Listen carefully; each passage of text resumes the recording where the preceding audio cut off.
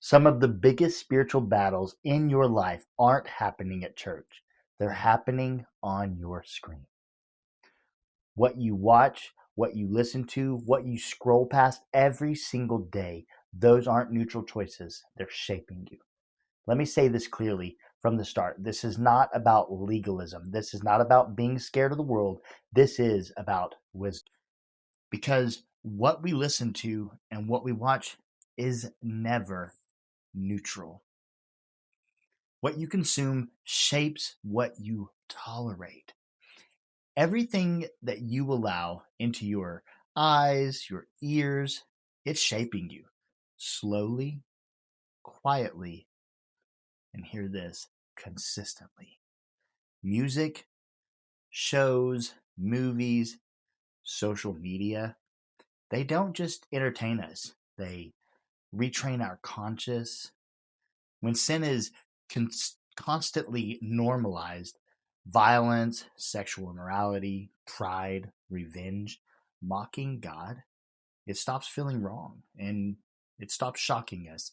And eventually, it starts feeling acceptable.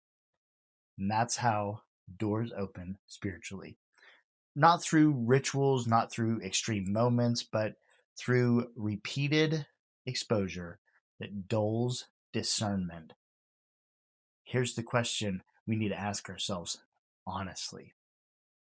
Is what I'm consuming truly sharpening my sensitivity to God, or is it numbing it? If something makes sin feel small and holiness feel extreme, it's disciplining you, just not toward Christ. So here's the deal. Influence follows agreement. What you repeatedly agree with, lyrics you sing, messages you internalize, images you dwell on, it begins to shape your inner world. Every passive agreement matters.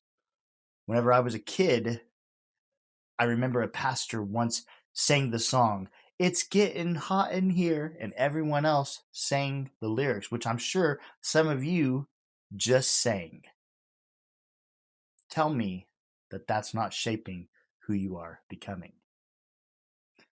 When media celebrates darkness, rebellion, lust, self exaltation, or hopelessness, and we constantly take it in, we're not just watching, we're agreeing. And agreement gives room. Not every struggle is demonic, but unchecked agreement with darkness creates space for oppression. Shame, fear, lust, anger, spiritual numbness. Pay attention to patterns in your life. Ask yourself, after I watch this, do I feel closer to God or further away? Does this content stir peace or does it stir confusion? Does it make me want to pray or avoid God? If something consistently pulls you away from truth, conviction, and intimacy with God, it is not harmless. So here's my third and final point. The mind is the battlefield long before behavior ever changes. That's why scripture puts so much emphasis on what we think on, what we dwell on, and what we meditate on. Demonic oppression rarely starts with possession. It starts with permission.